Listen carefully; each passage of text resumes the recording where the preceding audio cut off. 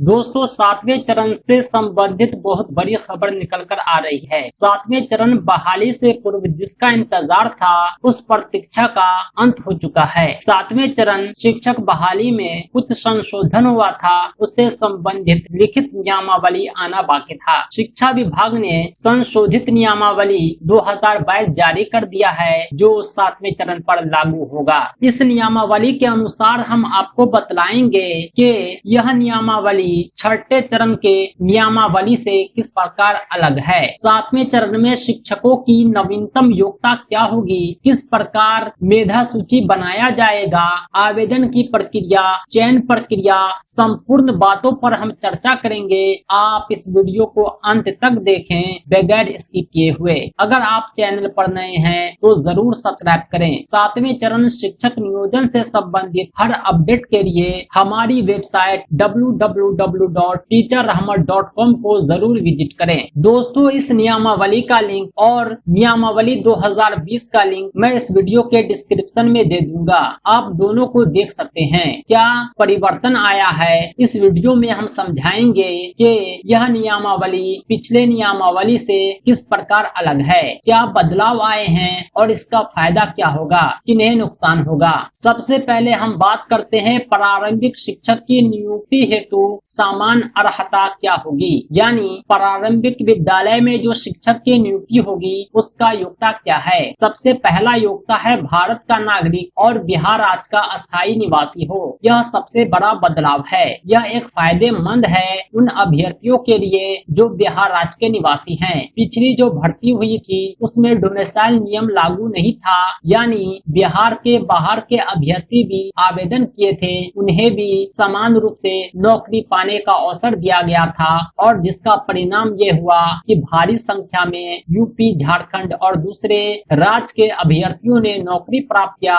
और बिहार के बेरोजगार अभ्यर्थी नौकरी से वंचित रह गए। यह एक बड़ी खबर है। 7वें चरण शिक्षक नियोजन से संबंधित यहाँ आवेदन का अवसर भारत के नागरिकों और बिहार राज्य के अस्थायी निवासी को ही मिलेगा। अगर आप बिहार राज्य के अस्थायी निवासी हैं, 7वें चरण शिक्षक नियोजन में सम्मिलित होना चाहते हैं तो मैं आपसे आग्रह करूंगा कि आप यथाशीघ्र अपना अस्थायी निवास प्रमाण पत्र जरूर बनवा लें। दूसरी जो योग्यता है प्रारंभिक विद्यालय में शिक्षक बनने की, वह है 1 अगस्त को अभ्यर्थी की न्यूनतम आयु 21 वर्ष होनी चाहिए और अधिकतम आयु में समान प्रशासन विभाग के नियम को दोहराया गया है और आयु में छूट भी समान प्रशासन विभाग के अनुसार दिया जाएगा जो 10 वर्ष है। दोस्तों यह नियम मैं मानता हूं कि आपके लिए फायदेमंद नहीं बल्कि नुकसानदेह है। हमारे पास नियमावली 20 भी है, उसमें शिक्षक बनने की न्यूनतम आयु 18 वर्ष थी, लेकिन इस नवीनतम नियमावली 2022 में शिक्षक बनने की न्यूनतम आयु 21 वर्ष कर दी गई है। दोस्तों मैं मानता हूं कि यह आपके लिए हानिकारक है। आप अपने विचार कमेंट बॉक्स में साझा करें और मैं शिक्षा विभाग से अनुरोध करूंगा कि न्यूनतम आयु को 18 वर्ष ही रखा जाए जो नियमावली 20 में था। कोई छात्र अगर समय के साथ मैट्रिक करता है, इंटर करता है, टीचर ट्रेनिंग करता है, डीएलएड और लगे हाथ शिक्षक पात्रता परीक्षा भी पास कर लेता है तो उम्मीद करता हूं कि 18-19 वर्ष की आयु में वह शिक्षक बनने का पात्र हो जाता है। फिर न्यूनतम आयु 21 वर्ष की है। अब हम बात करते हैं शैक्षणिक योग्यता पर। कक्षा 1 से 5 के लिए जो शैक्षणिक योग्यता है वह न्यूनतम 50% अंकों के साथ इंटरमीडिएट या समकक्ष है, लेकिन इसके साथ 2 वर्षीय डिप्लोमा होना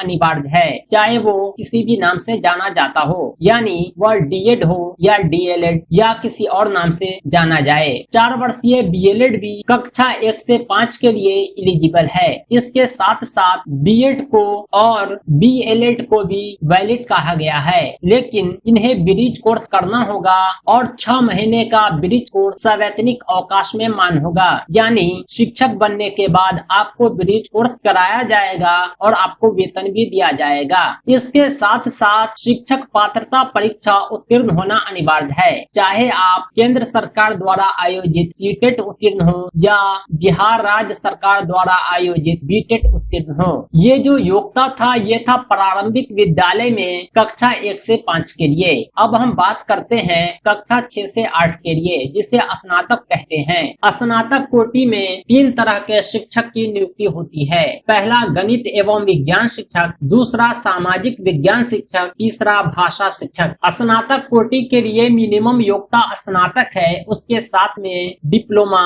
आवश्यक है। चाहे वो 2 वर्षीय डीएलएड हो, चाहे बीएड हो, चाहे बीएलएड हो, हर कोई मान है। इसके साथ साथ शिक्षक पात्रता परीक्षा उत्तीर्ण होना भी अनिवार्य है। कक्षा 1 से 5 और 6 से 8 के लिए अलग अलग शिक्षक पात्रता परीक्षा आयोजित की जाती है।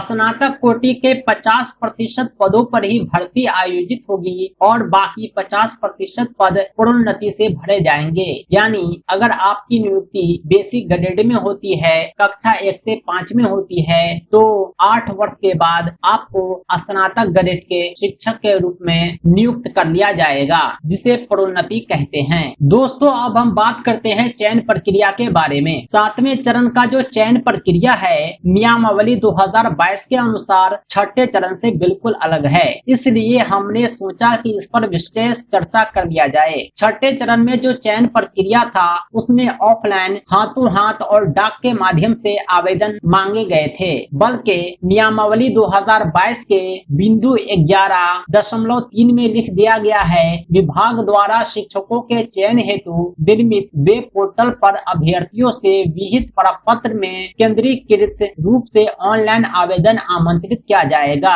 इसका अर्थ यह होता है कि आपको पेन पेपर बेस्ड ऑफलाइन आवेदन नहीं करना है, बल्कि ऑनलाइन वेब पोर्टल पर आपको विहित प्रपत्र में एप्लीकेशन भरना होगा। और केंद्रीकृत का अर्थ ये होता है कि आपको अलग अलग नियोजन इकाई में अलग अलग आवेदन नहीं करना है, बल्कि एक ही आवेदन सब नियोजन इकाई के लिए मान होगा। चौथा बिंदु है, अभ्यर्थी द्वारा आवेदन पत्र में दिए गए सभी कॉलम को अनिवार्य रूप से भरना होगा तथा अपने आवेदन पत्र के साथ स्व अभिप्रमाणित सभी आवश्यक प्रमाण पत्र अंक पत्र की प्रति अपलोड करना अनिवार्य होगा। ऑफलाइन आवेदन में भी कॉलम होते हैं, जिसे भरना आवश्यक होता है। यहाँ भी ऑनलाइन माध्यम में आपको हर कॉलम को भरना होगा, तभी आप फॉर्म को सबमिट कर पाएंगे। आवेदन पत्र के साथ आपको अपने समस्त शैक्षणिक शैक्षणिक प्रमाण पत्र, जातीय आवासीय प्रमाण पत्र और अंक पत्र स्कैन करके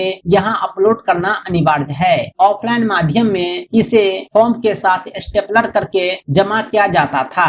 दोस्तों, अब जो सबसे इम्पोर्टेंट है, जिस पर हम चर्चा करने जा रहे हैं, वो है मेधा सूची निर्माण की प्रक्रिया। 7वें चरण की मेधा सूची निर्माण की प्रक्रिया 6ठे चरण से बिल्कुल अलग होगी। नियमावली 2022 में स्पष्ट रूप से अंकित कर दिया गया है कि शिक्षक नियोजन में मेधा सूची का निर्माण कैसे होगा। अभी आप स्क्रीन पर देख रहे होंगे, यह नियमावली 2020 है। इसमें मेधा सूची निर्माण की प्रक्रिया नवीनतम से बिल्कुल अलग है, जिसमें मैट्रिक इंटरमीडिएट प्रशिक्षण के औसत के साथ टेट सीटेट के वेटेज को जोड़ा जाता था। लेकिन अभी आप स्क्रीन पर नियमावली 2022 देख रहे हैं, इसमें मैट्रिक इंटरमीडिएट प्रशिक्षण के औसत का सिर्फ और सिर्फ 40% लिया जाएगा और शिक्षक पात्रता परीक्षा का 60% लिया जाएगा। इस प्रकार आपका मेधा सूची तैयार किया जाएगा। इसी प्रकार जो स्नातक कोटि के शिक्षक हैं, कक्षा 6 से 8 के लिए जिसकी नियुक्ति होनी है, उसके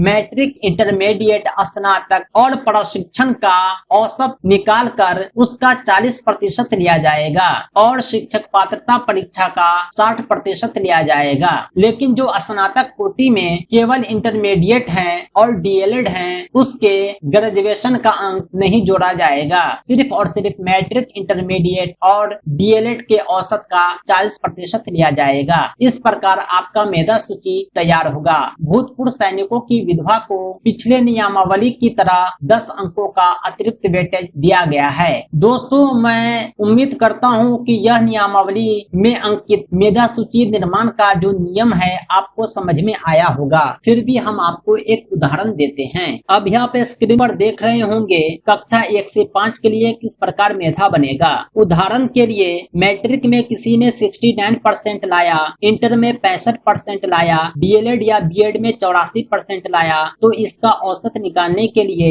हम 69, 65, 84 को जोड़कर 3 से भाग देते हैं तो आता है 72.66%। इस 72.66% का 40% निकालेंगे 29.06% आता है। ये जो हुआ आपका शैक्षणिक अंक हुआ। अब बात करते हैं पात्रता अंक की। अगर आप सीटेट बीटेट में 75% लाते हैं तो इसका 60% लिया जाएगा, यानी 75 का 60% होता है 45%। अंतिम मेधा अंक में आपके शैक्षणिक का 29.06% और पात्रता का 45% को जोड़कर जो फाइनल मेरिट आता है वह 74.06% होता है। इस प्रकार सभी अभ्यर्थियों का मेधा सूची तैयार होगा। इसी मेधा सूची के आधार पर आपका काउंसलिंग होगा और आपका सिलेक्शन होगा। उम्मीद करता हूं कि आपके कंफ्यूजन अब अच्छे से दूर हो गए होंगे। दोस्तों, ये था नियमावली 2022 के अनुसार 7वें चरण की योग्यता चयन प्रक्रिया और मेधा सूची निर्माण की प्रक्रिया। 7वें चरण से संबंधित हर अपडेट हम आपको समय समय पर देते रहेंगे। इस नियमावली को आप इस वीडियो के डिस्क्रिप्शन से डाउनलोड कर सकते हैं। 7वें चरण शिक्षक नियोजन से संबंधित विशेष सूचनाओं के लिए आप हमारे चैनल की सदस्यता जरूर लें। दोस्तों, आज के लिए इतना ही। हम फिर मिलते हैं बहुत जल्द एक अमेजिंग अपडेट के साथ।